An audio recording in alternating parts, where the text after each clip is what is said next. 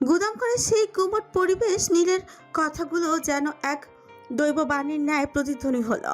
সবাই যখন তার দিকে বিস্মিত দৃষ্টিতে চেয়ে আছে, তখন নীল এক মুহূর্ত সেখানে না দাঁড়িয়ে ধীর পায়ে বাইরের দিকে পা বাড়ল। আকাশটা আজ যেন অকারণে একটু বেশি প্রসন্ন। মেঘের দল সাময়িকভাবে ছুটি নিয়েছে বলেই তপ্ত রোদে চশমাটা ঝলমল করছে। স্নিগ্ধ সেই রোদ্দুরে ধরণীর সবটুকু মলিনতা যেন মুছে গিয়েছে। সকাল থেকেই খান মহলের আঙিনায় শ্বাস রব স্নেহের তনয়ে সাফল্যের উদযাপনের তৎপর ওয়ালিদ খান। আরম্ভ প্রিয় মানুষ তিনি, তাই আয়োজনটা ঘরোয়া হলেও তার ভেতরে একটা বনিদিয়ানার ছাপ স্পষ্ট। আমন্ত্রিত অতিথিদের মধ্যে বেশিরভাগ সবাই রাজনৈতিক ব্যক্তিত্ব আর নয়তো ব্যবসায়িক সম্পর্ক ওয়ালিদ খানের সঙ্গে। বাড়ির বিশাল ফটক থেকে অন্দরমহল পর্যন্ত সবখানি ব্যস্ততার ছোঁয়া।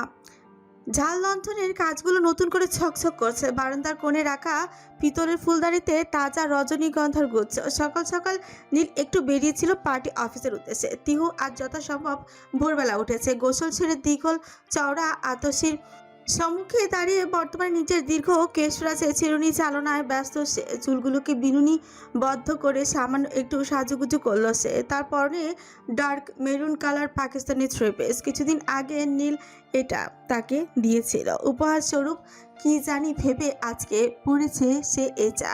সমস্ত রকম প্রস্তুতি শেষে সে অপেক্ষমান নীলের জন্য। হঠাৎ মনে হলো নীলের ড্রেসগুলো বের করে রাখা প্রয়োজন। তাই আলমারি থেকে একটা একরঙা পাঞ্জাবি বের করলো সে। হঠাৎ তার নাকে ভেসে আসলো তীব্র পুরুষালী পারফিউমের ঘ্রাণ। ঘোর লাগা সেই ঘ্রাণে যেন নেশাগ্রস্ত হয়ে পড়ল তিহু। পাঞ্জাবিটাকে আরও কাছে এনে নিজের সঙ্গে জড়িয়ে তাতে মুখ লুকালো। অজানা ভালো লাগা বেষ্টন করলো তাকে। আনমনে মুচকি এসে সে গিয়ে উঠল, তুমি বুকে টেনে নাও না প্রিয় আমাকে, আমি ভালোবাসি ভালোবাসি ভালোবাসি তোমাকে। নীলের পাঞ্জাবি শানে তিহু যখন বিভোর হয়ে গানের কলুটুকু গুনগুন করছিল, ঠিক তখনই ঘরের দরজার পাল্লায় সামান্য শব্দ হলো। এতক্ষণ তিহুর এক দৃষ্টিতে চেয়ে থাকা মানবটি কক্ষে প্রবেশ করলো।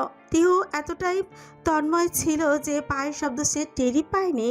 হঠাৎ একজোড়া বলিষ্ঠ হাত পেছন থেকে তার কোমর জড়িয়ে দিল। মুহূর্তেই শিউরে উঠল তিহু। সে থতমতকে নিজেকে ছাড়িয়ে নেওয়ার জন্য যে না ঘুরে দাঁড়াতে চাইল, অমনি নীল তাকে নিজের দিকে এক হ্যাচকা টানে ফিরিয়ে নিল। অপ্রস্তুত তিহু ভারসাম্য হারিয়ে সরাসরি আশ্রে পড়ল নীলের প্রশস্ত বক্ষ দেশে। শক্ত করে ওকে ধরে রাখলো নীল, যেন এক চুলো নড়বার সাধ্য নেই ওর।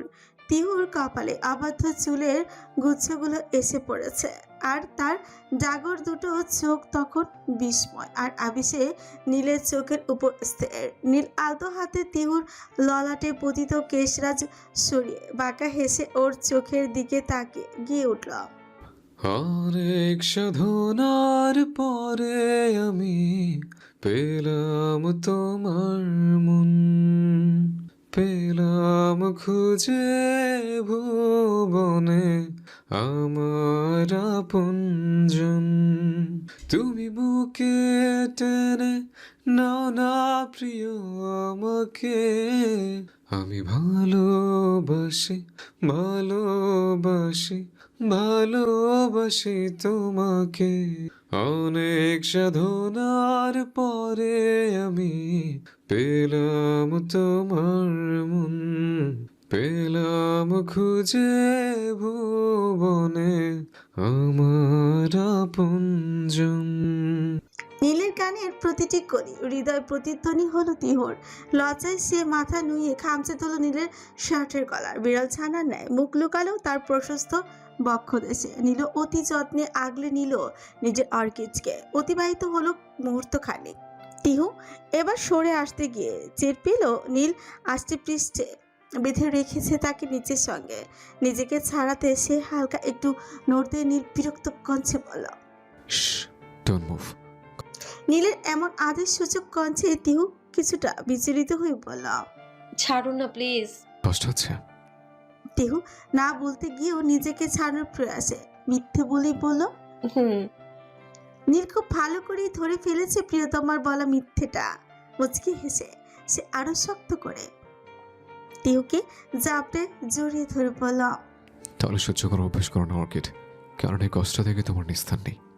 টিউ কিছু বলতে গিয়েও আনমনি বলে ফেলল, কষ্ট যদি এমন সুখকর হয় তবে তাতে আমার কোনো আপত্তি নেই। আয়াজের আত্মীয় স্বজন কেউ ঢাকায় থাকে না। একটি নির্জন ফ্ল্যাটে তার একাকিত্বের বসতি। শরীরের এই ঘোরতর অসুস্থতার দিনে সেখানে তাকে দেখবার বা এক গ্লাস জল ঠেলে এগিয়ে দেবার মতো কোনো তৃতীয় প্রাণী নেই। অজ্ঞতা হাসপাতাল থেকে তাকে সরাসরি খান মহলে আনা হয়েছে। বাড়ির সকলে এখন তার সেবা শুশ্রূষায় বিশেষ তৎপর। অনাদরে পড়ে থাকা সেও যেন এখানে এসে স্নেহের পরশ খুঁজে পেয়েছে। বেলা গড়াতে শুরু করেছে। উৎসবের আমেজ এখন মধ্য গগনে। আয়াজ বিছানায় শুয়ে শুয়ে বাইরে শোরগোল শুনছিল। তার শরীর এখনো বেশ দুর্বল, কিন্তু মনের ভেতর এক অস্থির ছটফটানি। সে চায় না এই আনন্দ ঘন দিনে সেই নিভৃতে কোণে পড়ে থাকুক। সে উঠে সবে পা বাড়াতে যাবে, ঠিক সেই সময় মুহূর্তেই ঘরের দরজার পাল্লা সরিয়ে প্রবেশ করল নাহা। পরনে ল্যাভেন্ডার রঙের একটা সিল্কের থ্রি পিস, কামিজের সামনের দিকে সূক্ষ্ম কারুকাজ আর গলায় একটা চিকন নেকলেস। স্লিভলেস কামিজের সাথে ভারী কাজের ওড়নাটা সে এক কাঁধে পিন করে রেখেছে, যা তাকে বেশ সপ্রতিভ আর গর্জিয়াস দেখাচ্ছে। খোলা চুলে হালকা কার্ল করা আর চোখে ঘন কাজলে নাহার চেহারা এক ধরনের আভিজাত্য ফুটে উঠেছে। হাতে তার এক বাটি গরম স্যুপ আর কিছু ঔষধ। আয়াজকে উঠে বসতে দেখে সে শিকুচকে শাসনের সুরে বলে উঠল, এই যে মিস্টার পেশেন্ট, আপনি আবার ধস্তাধস্তি শুরু করেছেন কেন? আপনার এখন একদম বিশ্রাম নেওয়ার কথা। আয়াজ নিজের অজান্তে এতক্ষণ যাবৎ মুগ্ধ দৃষ্টিতে চেয়ে থাকলেও নাহার এমন কথায় হঠাৎই ক্ষীণ হেসে দৃষ্টি ফেরালো। মেয়েটা প্রায়শই এমন অধিকার বোধ দেখায় তার উপর। ব্যাপারটা মন্দ নয়, তবে এমন অযাচিত অধিকারের মধ্যে অভ্যস্ত নয় আয়াজ। আপনি এখানে? নাহা সুপের পাটিটা বেড সাইড টেবিলে রাখতে রাখতে বলল, হ্যাঁ, আমি সবাই ভীষণ ব্যস্ত, আর আপনি নিশ্চিত ওষুধগুলো খাননি এই জন্য। আয়াজ শার্টের হাতাটা ঠিক করতে করতে বলল, আমার জন্য এতটা উদ্বিগ্ন হওয়ার জন্য ধন্যবাদ আপনাকে, কিন্তু আমার মনে হয় আপনাকে নিচই প্রয়োজন। বাড়ির মেয়ে হয়ে অনুষ্ঠানে না থাকাটা বড্ড বেমানান। আমি আপনার থেকে কত বছরের বড় মিস্টার? নাহার এমন প্রশ্নেও ভ্রু জোড়ালো আয়াজ। মির্জাকে দেখলেই বোঝা যায় বয়সে কম করে হলেও 5 বছরের ছোট হবে সে আয়াজের। এইদিকে তার এমন ভাবে চেয়ে থাকায় নাহা ভ্রু নাচিয়ে বলল, বলুন বলুন। আপনি কেন বড় হবেন? বড় তো আমি। তার কথাটা শেষ হয়ে পারল না তার আগে খপ করে তার হাতটা ধরে ফেলল নাহা। তাহলে আমাকে আপনি কেন বলেন? হ্যাঁ, মনে তো হয় আমি আপনার দাদির বয়সী। আয়াজ বিমূঢ় দৃষ্টিতে চেয়ে আছে নাহার এরূপ কথায়। নাহা ফের কিছু বলতে যাওয়ার আগে একজন পরিচারিকা এসে দরজায় কড়া নেড়ে বলল, না আপু, তোমাকে মা সাহেবা ডাকে। নাহা মায়ের নামটা কর্ণগোচর হতে চট জলদি কঞ্চে বলল। তুই যা, আমি আসি। মির্জা চলে যেতেই নাহা রুম থেকে প্রস্থান করার পূর্বে আয়াজের উদ্দেশ্যে ফিরে আরেকবার সতর্ক কঞ্চে বলল, স্যুপটা খেয়ে ওষুধ খেয়ে তবেই নিচে আসবেন। বলে দ্রুত প্রস্থান করলো সে। আয়াজ মুগ্ধ দৃষ্টিতে তাকালো তার প্রস্থান পথের দিকে। অজানা কারণে ঠোঁটের কোণে ভেসে উঠল মুচকি হাসির রেখা। রাফিনের বাচ্চা! মাহা চিৎকার করে উঠল। সেই তখন থেকে আয়নার সামনে দাঁড়িয়ে অনবরত হাত চালাচ্ছে, কিন্তু চুলের বিনুনিটা যেন আজ অবাধ্যই হয়ে উঠেছে, কিছুতেই মনপুত হচ্ছে না। তার উপর রাফিনের এমন হেয়ালিপূর্ণ কথায় মেজাজের সপ্তম আকাশ চলেছে তার। এদিকে তার এমন রাগান্বিত কণ্ঠ। রাফিন মুচকি হেসে বলল, বাচ্চা হয়নি এখনো জানেমান, বাট তুমি চাইলে হতে তাকে কথা শেষ করতে না দিয়ে আরেকবার চিৎকার করে উঠল মাহা। চুপ করবে তুমি? মার এমন তপ্ত কঞ্চে রাফিন দীর্ঘ নিঃশ্বাস ফেলে অসহায় কঞ্চে বলল, বিগত 1 ঘন্টা যাবৎ চুপ করেই দাঁড়িয়ে আছি। আরো কিছুক্ষণ থাকো, কতক্ষণ ম্যাডাম? যতক্ষণ না চুলটা বাঁধতে পারছি। এজন্যই তো আমি বলছি আমি এসে বেঁধে দিই, না হলে ফ্ল্যাটের নিচে চাচারা যেভাবে আমার দিকে তাকাচ্ছে মনে হচ্ছে আর কিছুক্ষণ থাকলেই গণধোলাই দিবে তো ধরে। তার কথায় হেসে উঠল মাহা। প্রস্তুতি প্রায় সম্পূর্ণ তার, তবুও রাউফিনকে জ্বালানোর জন্য এতটা দেরি করেছিল সে। কিছুক্ষণ বাদে এই রুমগুলো তালাবদ্ধ করে নেমে আসলো সে।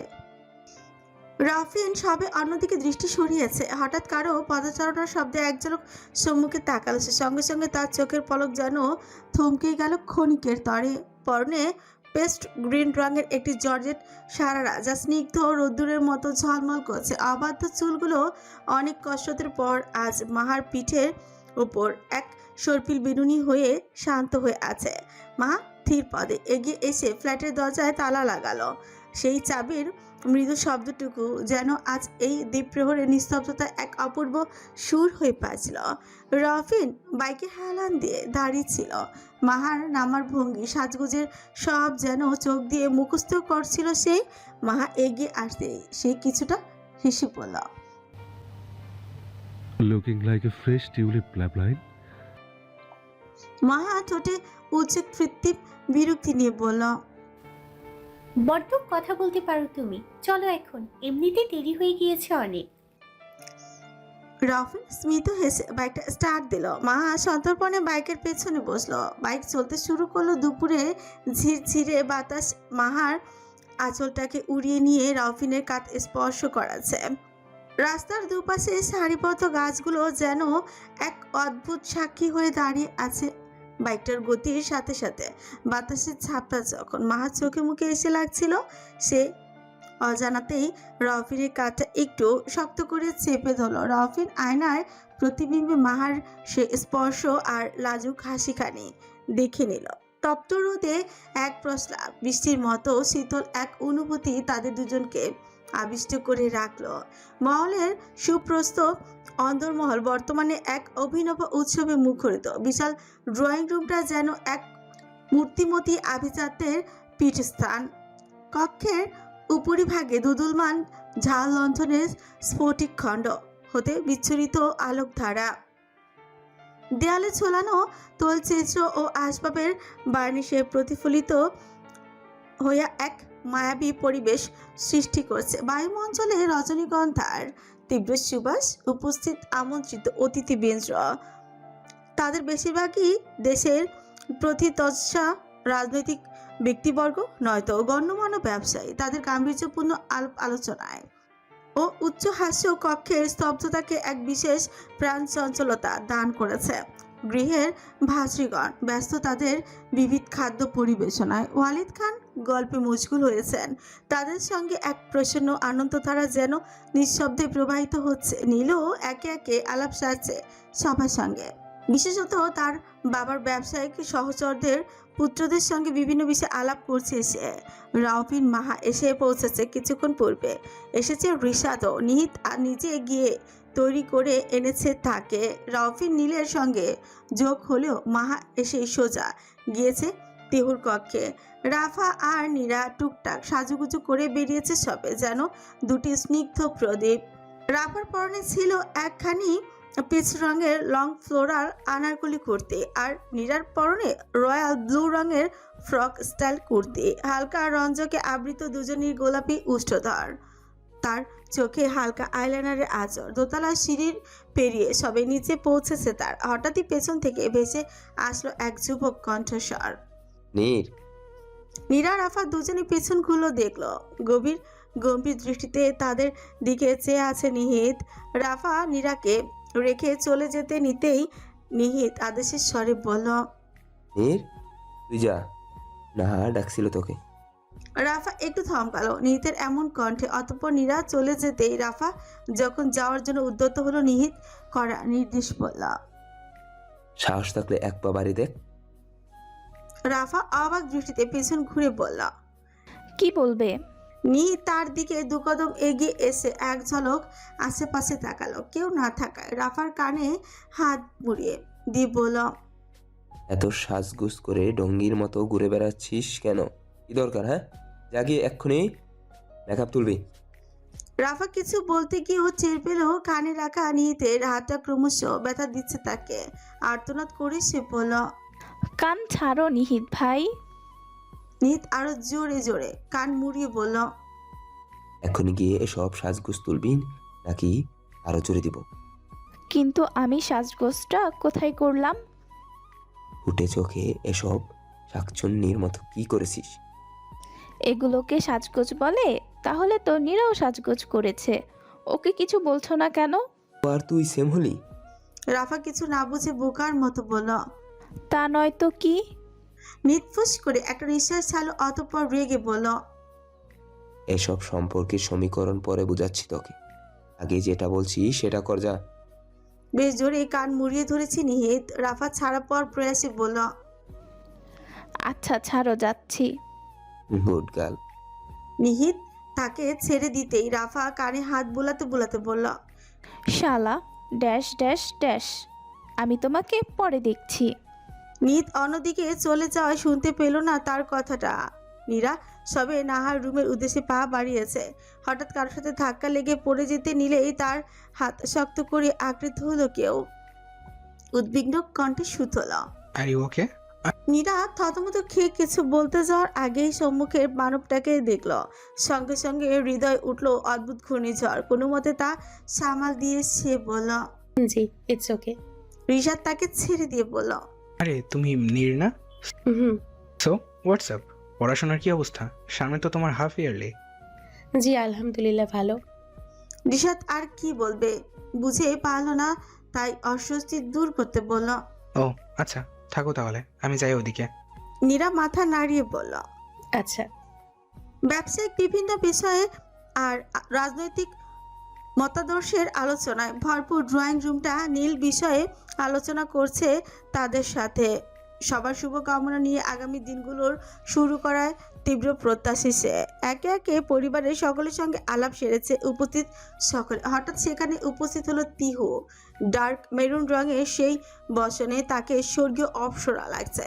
তার ডাগর চোখের পল্লবে এক লাজুক আবেশ, অথচ ললাটে এক তৃপ্তি সতীত্বের তেজ। নীল এতক্ষণ রাজনৈতিক আলাপে মগ্ন থাকলেও তিহুর আগমনে তার সকল বাক্য যেন স্তব্ধ হয়ে গেল। তার মুগ্ধ নয়নজরা অন্দরের সেই সহস্র আলোর রোশনাইকে উপেক্ষা করে কেবলই একটি মুখের উপর স্থির হয়ে রইল। পূর্ব পরিচয়ের খাতিরে উপস্থিত সকলের পরিবারের সকলকে চিনলেও তিহু সম্পূর্ণ অজ্ঞাত তাদের।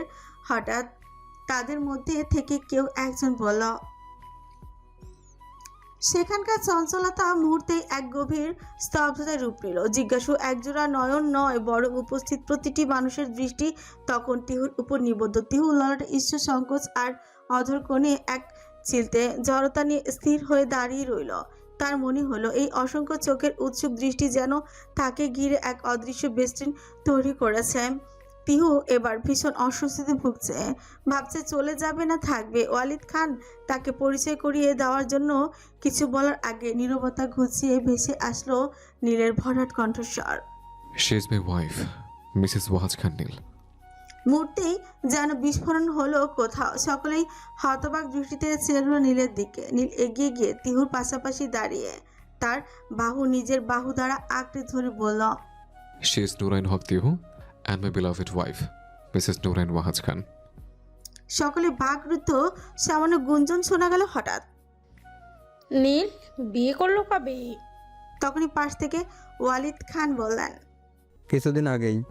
একটা বিশেষ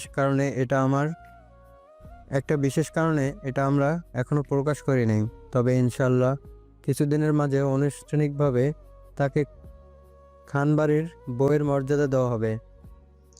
সকলে বিস্মিত হলেও নীলের সেই তৃপ্তি ঘোষণা তিহুর হৃদয়ে যেন এক আকস্মিক শ্রাবণ ধারায় নামিয়ে দিল। জনসম্মুখে নিজের অস্তিত্বের এমন অকণ্ঠ স্বীকৃতি সে আশা করেনি। তার কুমারী মনে নিভৃত কোণে যে সংশয় আর সংকোচ এতদিন বাসা বেঁধেছিল, এক মুহূর্তে বজ্র নিঘর্ষে তা ধূলিসাৎ হয়ে গেল। নীলের বলিষ্ঠ বাহুর আশ্রয়ে নিজেকে সমর্পণ করে দিয়ে সে অনুভব করলো তার পরিচয় আজ আর কোনো অলিক মিথ্যার কুয়াশায় ঢাকা নেই, বরং তা রবির আলোয় উদ্ভাসিত এক চরম সত্য। লজ্জার রক্তিম আভা তার কপল খেলে খেলেও অন্তরে এক গভীর এক পরম নির্ভরতার আনন্দ তাকে এক অপূর্ব গাম্ভীর্য দান করল। জীবনের এই কঙ্কাটকীর্ণ পথে সে যে আজ একলা নয়, বরং প্রিয়তমের পার্শ্ববর্তিনী এক অর্ধাঙ্গিনী। এই বোধটুকু তাকে এক নিমিষে পৃথিবীর সব থেকে ভাগ্যবতী ও শক্তিময় রূপে প্রতিষ্ঠিত করল। আকাশটা আজ বড্ড বিষণ্ণ। একরাশ জেদি মেঘ যেন আস্তে পৃষ্ঠে গ্রাস করে রেখেছে তার সমগ্র উজ্জ্বলতা। আকাশের ন্যায় ভারাক্রান্ত তিহুর হৃদয়খানাও মেঘাচ্ছন্ন জমাট বেঁধে আছে হৃদয় আকাশে। নীল এমপি হিসেবে দায়িত্ব গ্রহণ করার পর থেকে সময় যেন তার হাত থেকে বালির মতোই ফসকে যাচ্ছে। নতুন দায়িত্ব, নতুন দায়বদ্ধতা। অফিস আর পার্টি অফিসের সেই গোলকধাঁধায় সে এখন এতটাই মগ্ন যে চাইলেও আর আগের মতো করে সময় দিতে পারছে না তিহুকে। তবে প্রতিদিন রাতে ঠিকই প্রিয়তমা শিওরে বসে রাত্রি যাপন করে সে। প্রতিদিন ফেরার সময় গুচ্ছ গোলাপের তোড়া, বেলির গাছরা, তার প্রিয়তমের পছন্দের কখনো আইসক্রিম, কখনো চকলেট আনা নিত্য স্বভাবে পরিণত হয়েছে তার। তবে এসবের মাঝেও নিজেকে বড্ড একা লাগে তিহুর। তার প্রতিদিনের রুটিন এখন শুধু ইউনিভার্সিটি আর বাড়ি, এই দুই মেরুর মাঝে ঘুরপাক খাওয়া। দিনগুলো কাটছে ভীষণ একঘেয়েমিতে। প্রায় 5টি দিন অতিবাহিত হলো আজ। নীলের সঙ্গে দেখা হয় না তার। নীল রাতে কখন ফেরে জানা নেই। অপেক্ষা করতে করতে এক পর্যায়ে ঘুমিয়ে পড়ে সে। পাখির কিচিরমিচির শব্দে রোদেলা ভোরের ঘুম ভাঙতেই অনুভূত হয় মাথার কাছে থাকা কিছুটা শুকিয়ে যাওয়া বেলি ফুলের মিষ্টি সুবাস।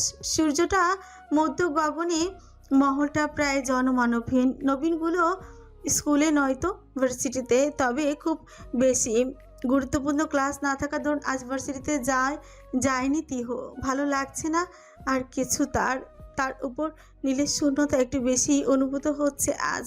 ভাবতে ভাবতে এক পর্যায়ে সে সিদ্ধান্ত নিয়েই ফেলল আজ নীলের অফিসে যাবে সে। সিদ্ধান্তটা এক মুহূর্তের হলেও তৈরি হতেই নিয়েছে বেশ অনেকটা সময়। ঘড়ির কাঁটায় 1:30। নীলের পছন্দের নীল রঙা স্লিভলেস লং গ্রাউন্ড পরেছে সে আজ। নীলাভ সতীশিনের ন্যায় স্নিগ্ধ লাগছে তাকে। শেষবারের মতো আয়নায় নিজের প্রতিবিম্ব দেখেই বেরোলো সে। পা বাড়ল মির্জা সূচনার কক্ষের দিকে। মির্জা সূচনার কক্ষটা নিচতলার উত্তর পাশে বিশাল আয়তনের এই ঘরটিতে আধুনিকতা বিলাসিতার চেয়েও আভিজাত্যের বর্ণিধি ছাপি স্পষ্ট বেশি। তিহু কক্ষের সম্মুখে এসে দাঁড়ালো। দেখলো মির্জা সূচনা জানলার পার্শ্ববর্তী সোফাটায় বসে কিছু একটা পড়ছেন। তিহু কিছুটা দ্বিধা নিয়ে সামনে গিয়ে দাঁড়ালো। মৃদু স্বরে বলল, আম্মু। মির্জা সূচনা চশমার উপর দিয়ে তাকালেন। তিহু তৎক্ষণাৎ বলল, আমি একটু বেরোচ্ছি। স্মিত হাসলেন মির্জা সূচনা। তিহুর সাজগোজের আর চোখের অস্থিরতা দেখে অভিজ্ঞ নারীর বুঝতে বাকি রইল না গন্তব্য কোথায়। তাই তিনি আর কিছু জিজ্ঞেস না করে স্নেহের সুরে বললেন, আচ্ছা যা। তার সলজ্জ অনুমতি পেয়ে তিহু খুশি মনে বেরিয়ে যেতে নিতেই মির্জা সূচনা তাকে আবারও ডেকে বললেন, নুরাইন। তিহু পিছু ঘুরতেই মির্জা সূচনা হেসে বলেন, সাবধানে যাস, আর আমি ড্রাইভারকে বলে দিচ্ছি গাড়ি বের করতে। তিহু বিনিময়ে সামান্য হেসে প্রস্থান করল সেখান থেকে। তিহু বেরিয়ে যেতে মির্জা সূচনা পাশে থাকা সেলফোনটা দিয়ে ড্রাইভার রহিম মিয়াকে ফোন করে অবগত করলেন বুকের ভেতরটা এক অজানা উত্তেজনা ঢিপ ঢিপ করছে। ড্রাইভওয়েতে আসতে তিহু দেখল রূপালী রঙের মার্সিডিজটা প্রস্তুত। ড্রাইভার রহিম চাচা দরজা খুলে দাঁড়াতেই তিহু ধীর পায় ভেতরে গিয়ে বসলো। সে বসতে গাড়িটা ছাড়লেন রহিম মিয়া।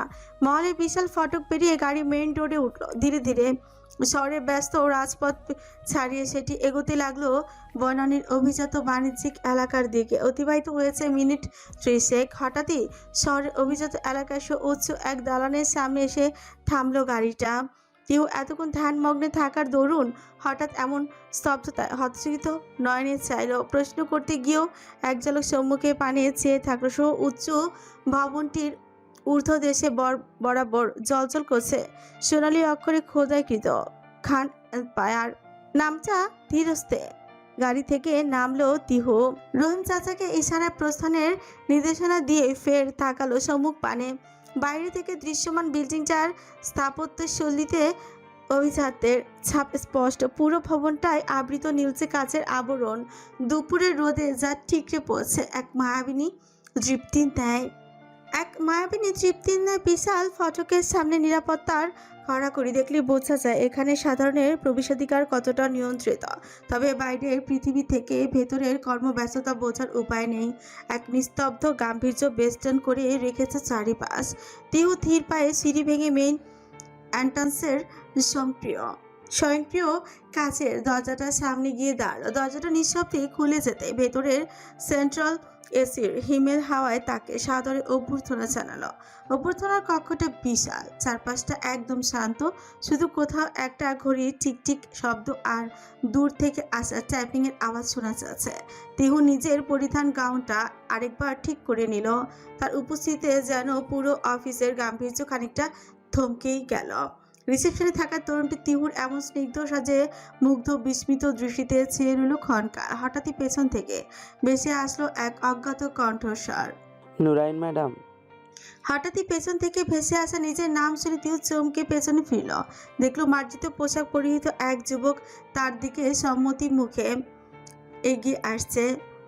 তিহু কিছুটা অবাক হয়ে নিজের বিস্ময় গোপন না করে প্রশ্ন ছিল, আপনি আমাকে চিনলেন কি করে?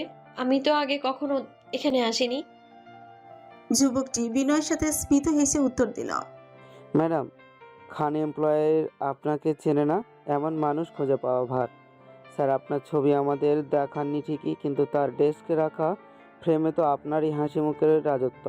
তাছাড়া স্যারের ব্যক্তিগত নির্দেশে আপনার প্রতিটি পছন্দ অপছন্দ আমাদের নখদর্পণে। তাই আমাদের কাছে আপনি অপরিচিত নন, বরং অনেক প্রতীক্ষিত এক অতিথি। তিহু স্তম্ভিত হয়ে দাঁড়িয়ে রইল। নীল যে তার অগোচরে অফিসের এই যান্ত্রিক পরিবেশেও তাকে এভাবে জড়িয়ে রেখেছে তা সে ঘুণাক্ষরেও ভাবেনি।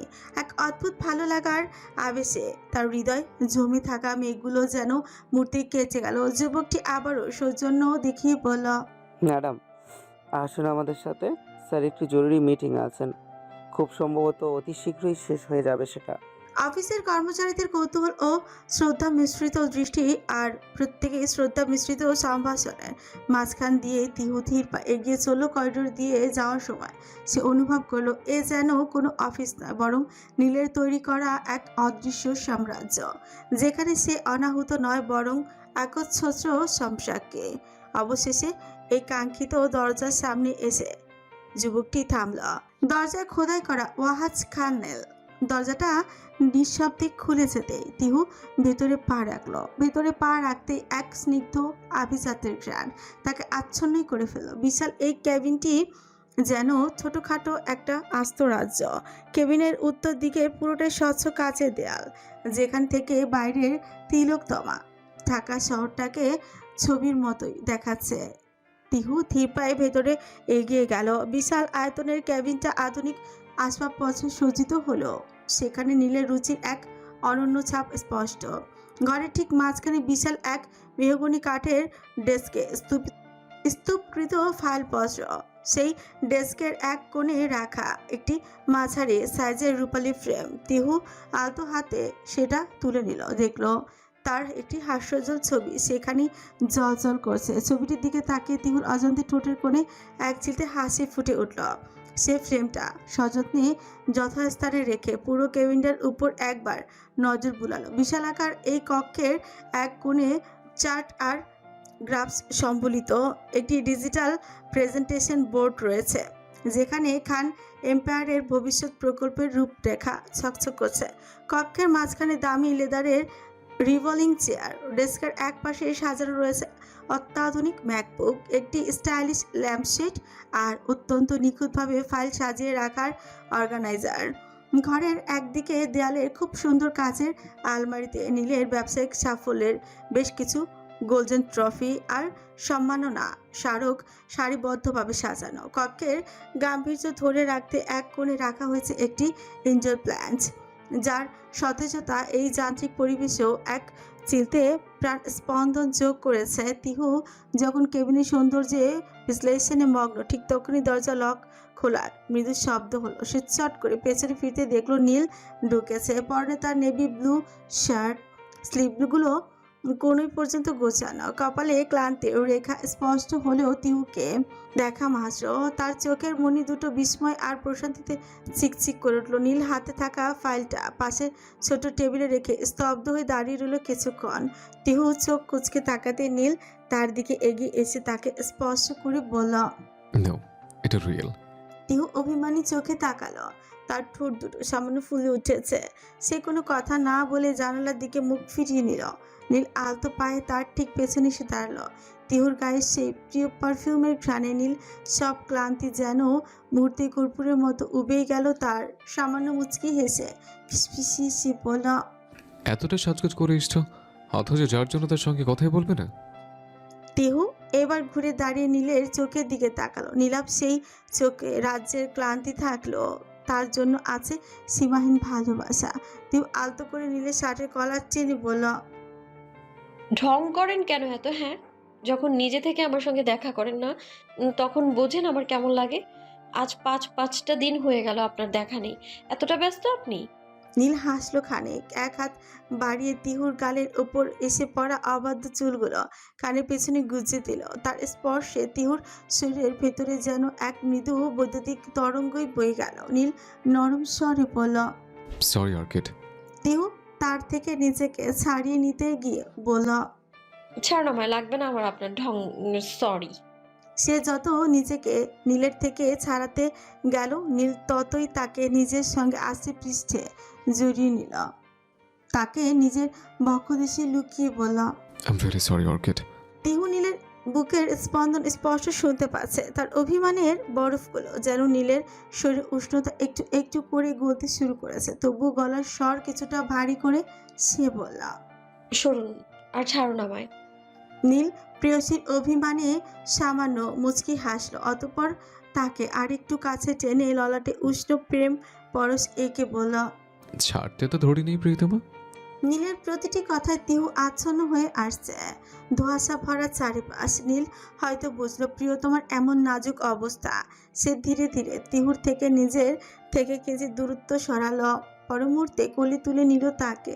তিহু বিস্ময়ে চূড়ান্ত পৌঁছে থ মেরে আছে। হঠাৎ বিস্ময়তার ছাপে সে বলল, কি করছেন? নামান বলছি। নীল তাকে নিয়ে সম্মুখ পানে এগিয়ে যেতে যেতে বলল, ডোন্ট মুভ। তিহু ভ্রু কুচকে তাকালো। নীল সামান্য হেসে এগিয়ে চলো কেবিনটার পূর্ব পাশে। তিহু অবাক হয়ে দেখলো নীল দেয়ালে হাত দিয়ে একটি বিশেষ নকশা স্পর্শ করতে নিঃশব্দে দেয়ালের একটা অংশ সরে গেল। ভেতরে যাওয়ার ছোট্ট একটি পথ উন্মোচিত হলো। তিহুকে কোলে নিয়েই নীল সেই রহস্যময় অন্ধকারাচ্ছন্ন ঘরে প্রবেশ করলো। কিছুক্ষণের মাঝে নিজেকে এক আশ্চর্য মায়াবী আলোয় আচ্ছন্ন পরিবেশে আবিষ্কার করলো তিহু। তার মনে হলো সে যেন এক লহমায় বর্তমানের এই যান্ত্রিক ঢাকা শহর থেকে শতবর্ষ আগের কোনো মায়াপুরীতে এসে উপস্থিত হয়েছে। তিহু বিমূঢ় হয়ে দেখলো চারিদিকের দেয়াল জুড়ে সারিবদ্ধভাবে সাজানো রয়েছে অজস্র ক্যানভাস, যেথায় শোভিত নিভৃত চারি শিল্পের হৃদয়ের নিপুণ কারুকাজ। নীল তাকে নিজের থেকে মুক্ত করতে তিহু বিস্মিত পদক্ষেপে এগিয়ে গেল ক্যানভাসগুলোর দিকে। মুগ্ধ পুলকিত দৃষ্টিতে মুহূর্তে একরাশ বিস্ময় জমা হলো। সে দেখল ছবিগুলো কোনো নির্দিষ্ট চেহারা নয়, বরং এক অলিক ছায়া রমণীর, যার অস্তিত্ব প্রতিটি ক্যানভাসে দীপ্যমান। কোথাও রমণীটির গ্রীবা বাঁকিয়ে দাঁড়িয়ে আছে, কোথাও আবার খোলা চুলের অরণ্যে ঢাকা পড়েছে কোনো তার স্নিগ্ধ মুখশ্রী। তবে সর্বোচ্চ বিস্ময়পূর্ণ ব্যাপারটা হচ্ছে প্রতিটি ছবি সেই ছায়াময়ীর কানে অতি সযত্নে করে আঁকা রয়েছে একটি করে নীলচে বেগুনি অর্কিড। মনে হচ্ছে এই শিল্পীটা যেন সহস্র বছর ধরে কেবল একটি ফুলের খোঁজে তুলি চালিয়েছেন। তিহুর স্পন্দন যেন থমকে গেল। সে বুঝতে পারল এই নির্জন ঘরে নীল নীরবে নিভৃতে তার হৃদয়ের অঘ সাজিয়ে রাখে। তবে কি এই ছায়া মানবিক কে? এই স্নিগ্ধ রমণী পরিচয় কি, যাকে নীল এতটা যত্নের সহিত লালন করে আসছে? তিহু অস্ফুট স্বরে বলল, এটা কে নেতা সাহেব? তিহু আনমনা বিচলিত ভঙ্গিমায় অদ্ভুত ভঙ্গিতে হাসল। নীল পেছন থেকে খুব মৃদু স্বরে বলল, আমার হৃদয়ের বাগানের প্রস্ফুটিত গভীর প্রেমে লালিত একমাত্র অর্কিড। তিহু চোখ কুচকে তাকাতে নীল হেসে বলতে শুরু করল, আমার দীর্ঘ সাধনার ফল আমার অর্কিড। তুমি জানো না, তোমাকে পাওয়ার আগে কি নিদারুণভাবে পড়েছি আমি তোমার বিরহ অনলে। তোমাকে পাওয়ার জন্যই আমি তো অপেক্ষা প্রহর গুনেছি প্রতিক্ষণে। আর তোমাকে দেখার আগ অব্দি এগুলো ছিল আমার অলিক কল্পনায় জাগ্রত তুমি। তিহু বেশিরভাগ ভেতরটা এতক্ষণ যে সংশয়ের মেঘে আচ্ছন্ন ছিল নীলের সেই গভীর স্বীকারোক্তিতে মুহূর্তেই তা যেন আনন্দ অশ্রুর শ্রাবণ হয়ে ঝরে পড়ল। অভিমানে যে বুকটা ভার হয়েছিল তা এখন এক অপ্রার্থিব সুখে ভরে গেল। সে অনুভব করলো নীল তাকে শুধু ভালোই বাসেনি, তাকে আরাধনা করেছে এই নির্জন শিল্পালয়ে। নিজেকে আর সামলাতে না পেরে সে এক নিমিষে সমস্ত দূরত্ব ঘুচিয়ে দিয়ে ঝড়ের বেগে নীলকে গিয়ে ঝাঁপড়ে ধরল। দু হাতে নীলের গলার চারপাশ আষ্টে পিষ্টে জড়িয়ে তার বক্ষদেশে মুখ লুকিয়ে ফুপিয়ে কেঁদে উঠল। তবে এই কান্না সুখের, দুঃখের নয়, এ যেন এক পরম প্রাপ্তির তৃপ্তি। নীলও যেন এই মুহূর্তটির জন্য তৃষ্ণিত ছিল। সে অতি সাবধানে তিউকে তার বাহুবন্ধনে আগলে নিল। কেবিনের সেই নিস্তব্ধতার মাঝে শুধু শোনা যাচ্ছিল দুজন হৃৎপিণ্ডের দ্রুত লয়। হঠাৎই নীরবতা ভেঙে তিহু বলে উঠল, ভালোবাসি মিস্টার পলিটিশিয়ান, খুব খুব খুব ভালোবাসি আপনাকে। হৃদয়ের অব্যক্ত অনুরক্তি আজ নিঃসংকোচে ব্যক্ত করল সে। আর তার কথাগুলো যেন তপ্ত মরু বালুচরের দীর্ঘ প্রতীক্ষার পর নেমে আসা প্রথম শ্রাবণ ধারা।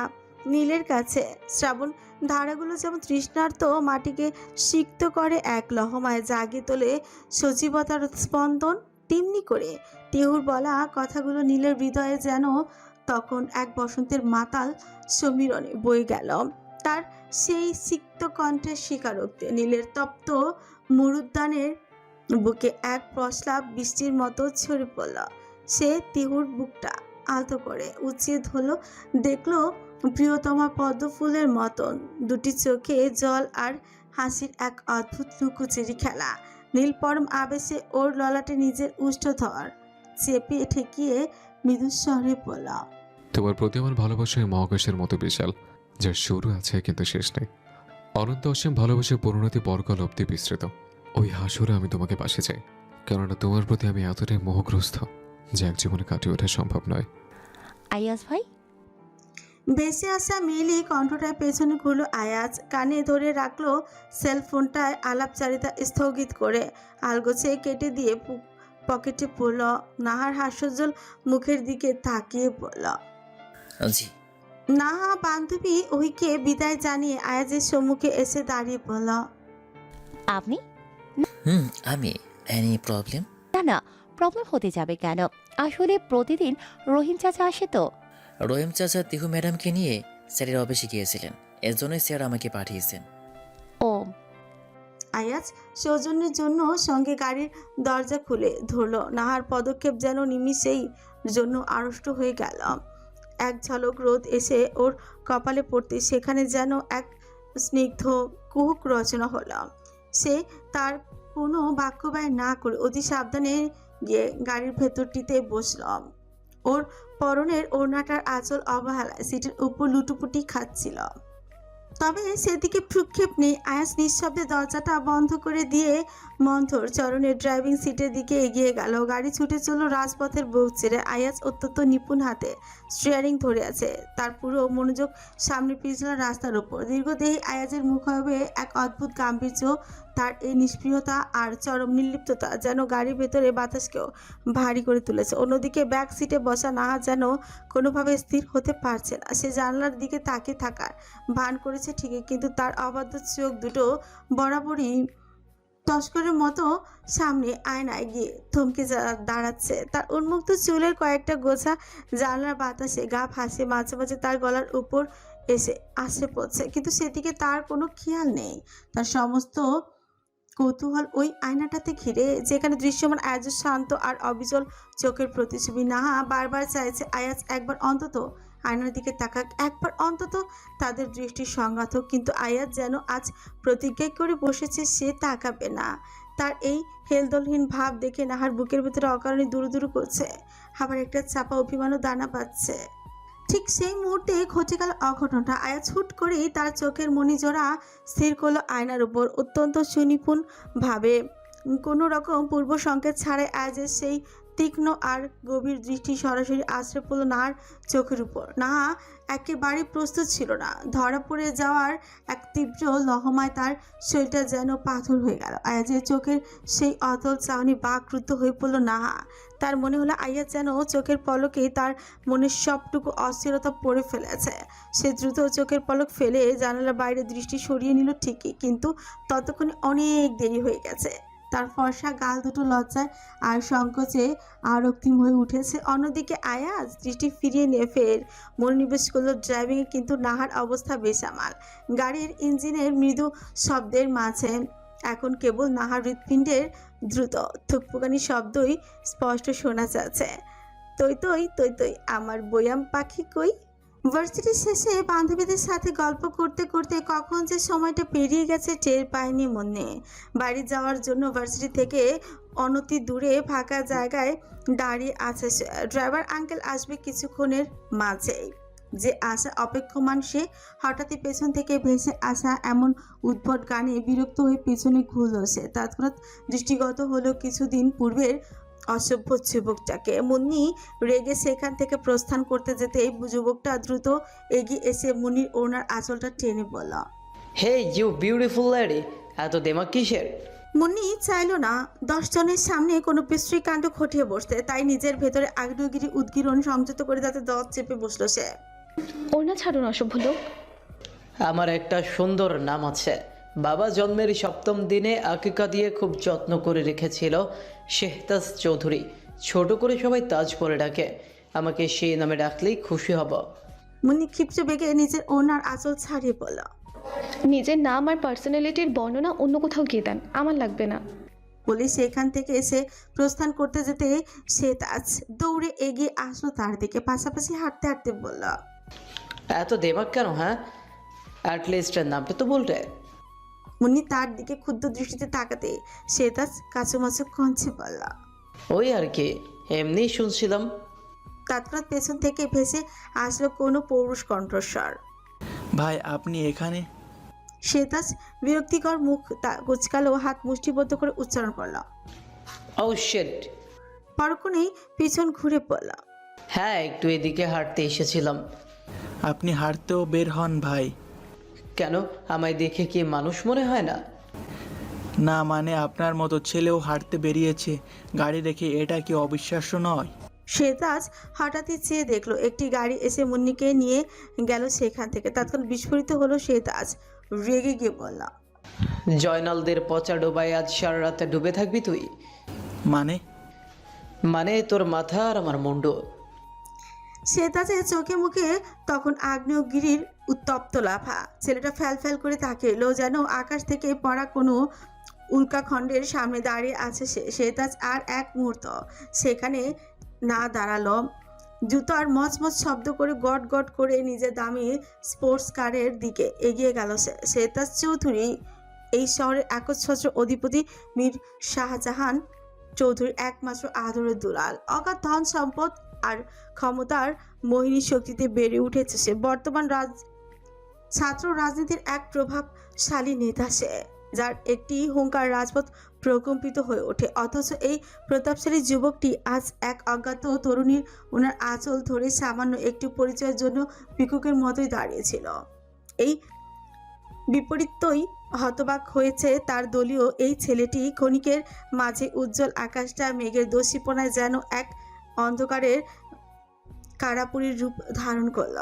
জুলাইয়ের সেই দুপুরের তপ্ত রোদকে নিমিষের মধ্যে গ্রাস করে নিল এক ঝাঁক কালচে মেঘের দল। তারা যেন দিকবেদি জ্ঞান শূন্য হয়ে আকাশের এক প্রান্ত থেকে অন্য প্রান্তে ছুটে বেড়াচ্ছে, ঠিক যেমন কোনো অবাধ্য বালক শাসনের শিকল ছেড়ে বেরিয়ে পড়ে। বাতাসের বেগ বাড়ার সাথে সাথে ধুলোর আস্তরণ রাজপথকে ঝাপসাই করে দিল, আর সেই সাথে শুরু হলো মেঘের গুড়গুড়ু গর্জন। কিছুক্ষণ পূর্বেই উজ্জ্বল নীলিমা মুহূর্তের মধ্যেই এক রুদ্র মুদ্রিতে বিলীন হয়ে যাচ্ছে। প্রকৃতির এই আকস্মিক বিদ্রোহ যেন এক পশলা বৃষ্টির বর্ষা নিয়ে ধেয়ে আসছে মহাপ্রলয়, যা ধুয়ে মুছে দেবে শহরের সমস্ত ক্লান্তি। নীলতিহু বেরিয়েছে কিছুক্ষণ আগে, হুট করেই আকাশে সমস্ত উজ্জ্বলতা বিলীন হয়ে মেঘের আস্তরণ পড়েছে। বাইক ছুটছিল এক নির্জন রাস্তা ধরে কোনো এক অজ্ঞাত গন্তব্যে। আকাশ ঘন কালো মেঘে ঢাকা, ব্যস্ততা কমেছে সড়কগুলোর প্রায় নির্জন সেগুলো, শুধুমাত্র কিছু ফুলের দোকান এখনো বন্ধ হয়নি। নীল তিহু সবে এক জীর্ণ টঙের দোকানে সামান্য ছাউনির নিচে আশ্রয় নিয়েছে। হঠাৎই আকাশের মেঘগুলো যেন কোনো এক গাঢ় অভিমানে একে অপরের গায়ে ঝলে পড়ল। মুহূর্তের মধ্যে শ্রাবণের সেই নিবিড় অন্ধকার চারিদিককে গ্রাস করে নিল। তারপরে শুরু হলো সেই বহু প্রতীক্ষিত বর্ষণ। ছমছম শব্দে বৃষ্টির সেই অবিশ্রান্ত ধারা যেন আকাশ আর মাটিকে এক নিবিড় আলিঙ্গনে বেঁধে ফেলল। রাস্তার ধারের ধুলোগুলোর বৃষ্টির প্রথম স্পর্শে এক সোদা গন্ধ ছড়িয়ে দিয়ে বিদায় নিল, আর চারপাশটা হয়ে উঠল এক মায়াবী কুয়াশা আবৃত। তিহু মুগ্ধ নয়নে সেই জলধারার দিকে তাকিয়ে রইল। তার মনে হলো এই বৃষ্টির প্রতিটি ফোঁটা যেন তাকে ডাকছে। সে আকুল হয়ে নীলের দিকে তাকিয়ে বলল, মিস্টার পলিটিশিয়ান। নীল বোধহয় ঝুলন্ত তিহুর সুর কিছুটা কপাল গুটিয়ে তাকাতেই তিহু আহ্লাদি কঞ্চে বলল, চলুন না একটু বৃষ্টি বিলাস করি। নীল শিকুচকে তার দিকে চেয়ে গভীর গলায় বলল, একদম নয়, ঠান্ডা লাগবে। তিহুর ঠোঁট উলচে গেল অভিমানে। তার সেই চপল মনের স্বাদ যেন এক নিমিষে ধূলিসাৎ হয়ে গেল। সে জানলার ধারে লতার মতন মুখ ফুলিয়ে ছাউনির এক কোণে সরে দাঁড়ালো। তার চোখে তখন বৃষ্টির জলের চেয়ে গভীর এক মান অভিমানের খেলা। নীল দেখলো কিন্তু ধরা দিল না। পরক্ষণে নীলকে কিছু বুঝে ওঠার আগে অবকাশ না দিয়ে তিহু এক দৌড়ে সে উন্মুক্ত রাজপথের মাঝখানে গিয়ে দাঁড়ালো। তার দুহাত প্রসারিত করে আকাশের দিকে মুখ তুলে নিজেকে সিক্ত করলো তীব্র সেই বর্ষ। নীল উদ্বিগ্ন কঞ্চে পড়ল, নূর। কিন্তু তিহু তখন ধরার ছোঁয়ার বাইরে। সে হাসছে, আর সেই হাসির লহর বৃষ্টির শব্দের সঙ্গে মিলে মিশে এক অপূর্ব মূর্ছনা তৈরি করছে। নীল আর স্থির থাকতে পারল না। একটা বিরক্তি আর তার চেয়েও বেশি ভালোবাসা নিয়ে সে বৃষ্টির ঝাপড়ার মধ্যে ঝাঁপিয়ে পড়ল। তিহুর হাতটা ধরে নিজের দিকে টানতে তিহু খিলখিল করে হেসে উঠল। সেই সঙ্গে নীলের হাত ধরে তাকেও এক পাক ঘুরিয়ে নিল, নিজেও সেই জনহীন রাজপথে। বৃষ্টির পদাঘাতে চঞ্চল জলরাশির মধ্যে দাঁড়িয়ে দুজন মানবী যেন মহাকারের এক স্তব্ধ কাপে পরিণত হলো। নীলের গাম্ভীর্য তখন বৃষ্টির ধারায় ধুয়ে মুছে গেছে। সে অপলক দৃষ্টিতে চেয়ে এলো তীব্র বর্ষণে জলসিক্ত তিহুর মুখশ্রীর অলক্ষ্যে। মনের কোণে কোথাও যেন বেজে চটল, बरसे मैं देखूं तुझे आंखें भर के, तू लगे मुझे पहली बारिश की दुआ। ঝড় হাওয়ায় তাদের সিক্ত বসন আর এলোমেলো চুল মিলেমিশে একাকার হয়ে গেল। বৃষ্টির তোর ক্রমে ক্রমে বাড়ছে। আকাশের মেঘদল যেন আজ মাটির সঙ্গে সমস্ত হিসেব চুকিয়ে নিতে চায়। সেই অবিশ্রান্ত ধারার মাঝখানে দাঁড়িয়ে নীল মন্ত্রমুগ্ধের মতো চেয়ে রইল তিহুর দিকে। বৃষ্টির প্রতিটি বিন্দু তিহুর মুখে চোখে এক অলৌকিক লাবণ্য ছড়িয়েতেছে। নীল ধীর পদে তিহুর দিকে আরো কাছে এসে এলো। তার বলিষ্ঠ হাত দুটি দিয়ে তিহুর মেধহীন কোমরখানা সযত্নে আঁকড়ে ধরল। নীলের আকস্মিক এমন স্পর্শে তিহু এক নিমিষেই শিউরে উঠল। তার কম্পিত চোখের পাতা দুটিতে বৃষ্টির জল আর লজ্জার এক অপূর্ব সংমিশ্রণ সৃষ্টি করল। নীল তার অন্য হাতটি বাড়িয়ে তিহুর ললাটে লেপ্টে থাকা সেই অবাধ্য জলসিক্ত চুলের গোছাগুলোকে অতি সন্তর্পণে সরিয়ে দিল। বৃষ্টির শীতল স্পর্শ, নীলের আঙুলের ছোঁয়া, সেই ছোঁয়া যেন তিহুর সারা শরীর এক বিদ্যুৎ তরঙ্গ বইয়ে দিল। নীল তিহুর চোখের গভীরে নিজের দৃষ্টি ডুবিয়ে দিয়ে স্নিগ্ধ অথচ গভীর কঞ্চে পড়লাম, শহর জোর বৃষ্টি নামুক, তুমি খোঁজে নিও ঠাই, প্রতিটি বৃষ্টির কোণায় লেখা থাকুক, শেষ অবধি আমার তোমাকে চাই। কথাগুলো যেন বৃষ্টির শব্দের চেয়েও জোরালো হয়ে উঠল। তিহুর হৃদয় গিয়ে আঘাত করল।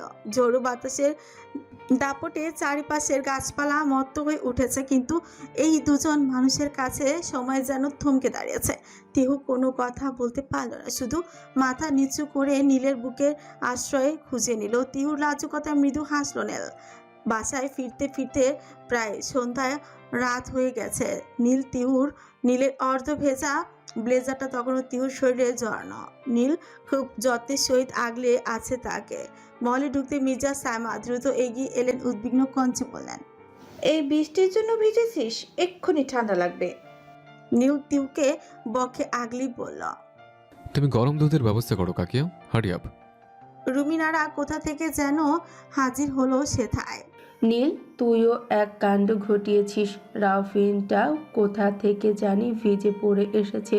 শীঘ্রই যা, রুমে গিয়ে চেঞ্জ করে দ্রুত। বক্ষ দেশে থাকা তিহু লজ্জায় কাচুমাচু করছে। এত মানুষের ভেতর নীল তাকে এভাবে ধরে আছে দেখে। তবে হেলদোলহীন নীল এবার আরেক বিস্ময়ের কাণ্ড ঘটালো। সকলের সম্মুখে তিহুকে তৎক্ষণাৎ কোলে তুলে নিল। তিহুর চোখ বিস্ময় কৌটোর থেকে বের হয়ে আসার উপক্রম। সে কিছু বলার আগে নীল একের পর এক সিঁড়ি ভেঙে এগিয়ে চলল কক্ষের দিকে।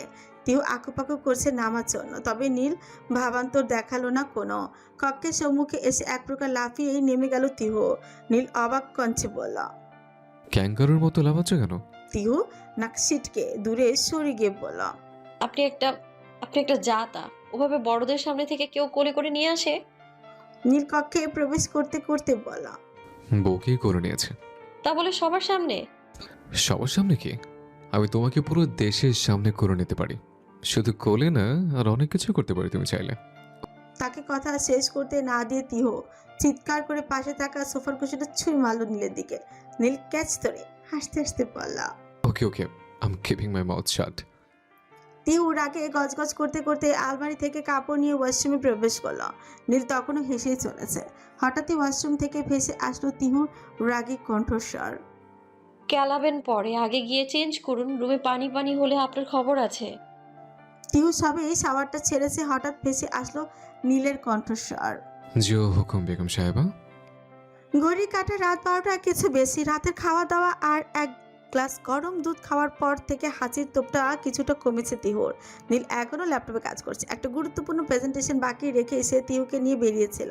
এখন সেটার কাজই সম্পূর্ণ করে রাখছে। হঠাৎই সে দেখলো তিহু শীতে কাঁপছে, কুকড়ে গিয়েছে বেশ। তৎক্ষণাৎ ল্যাপটপটা অফ করে সে এগিয়ে আসলো ঘুমন্ত তিহুর দিকে। তিহুর রক্তিম মুখের দিকে তাকে বুকের ভিতরে কেমন যেন করে উঠলো তার।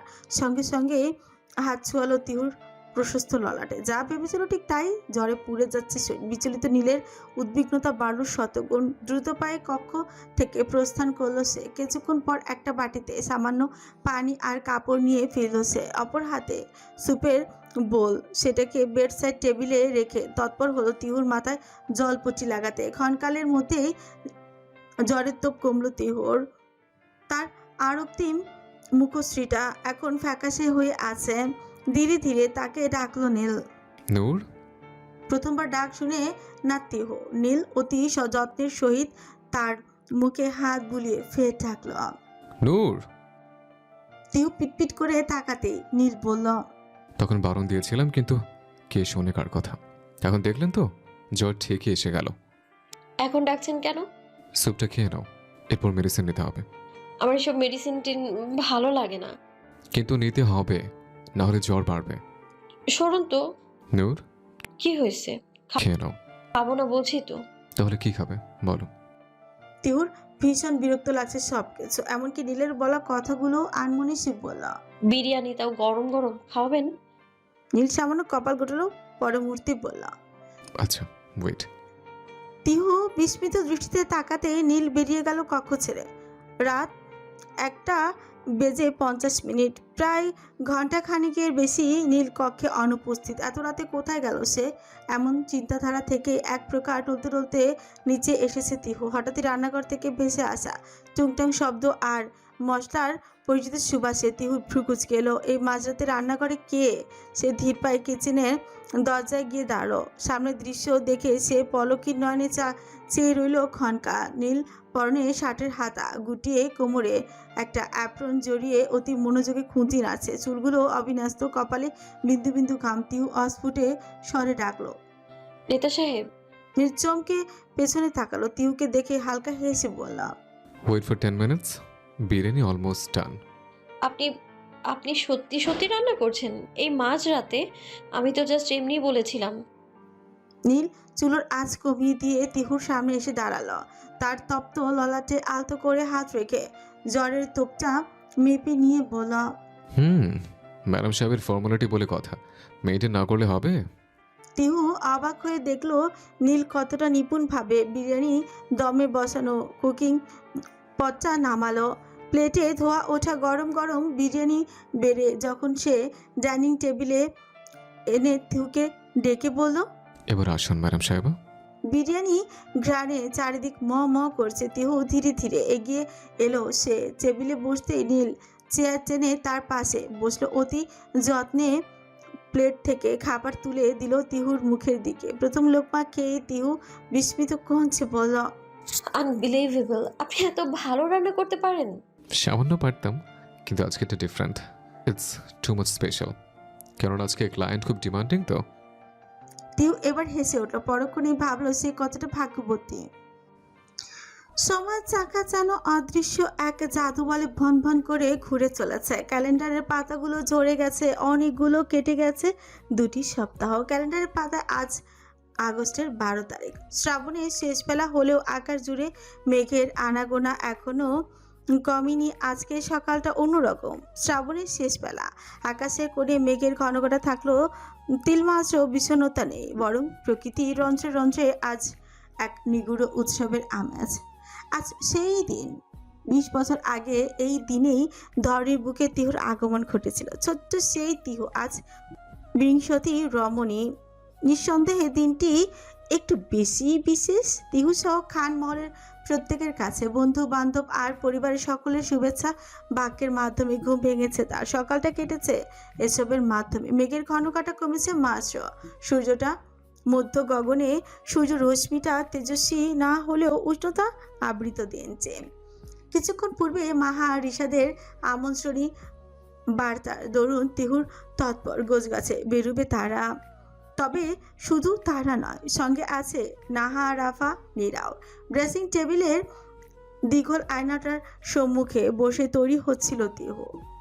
মুখে হাসির রব থাকলেও মনের কোনোটা ভীষণ বিষণ্ণ।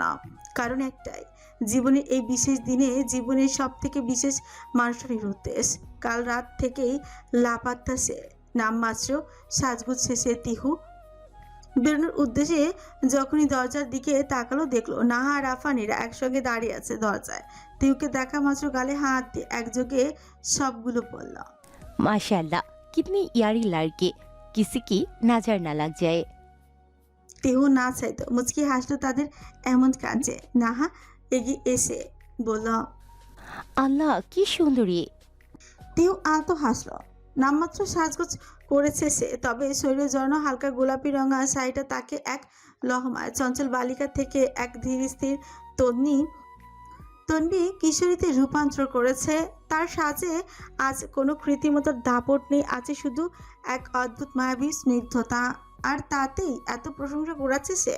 নাহাদের সঙ্গে সবে সিঁড়ি বেয়ে নিচে নেমেছে তিহু। মুহূর্তে উপস্থিত সকলের এমন প্রশংসা সূচক কঞ্চে তিহুর চঞ্চল আঁকিজোড়া পুলকিত হলো। লাজুকতা বেষ্টন করলো খানিক।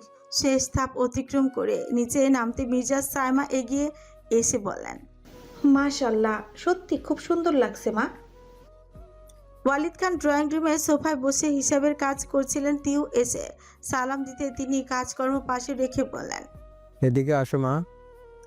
তিহু এগিয়ে আসতেই তিনি পকেট থেকে লক্ষ টাকার বান্ডিল বের করে দিয়ে বললেন, দিনটা উপভোগ করো।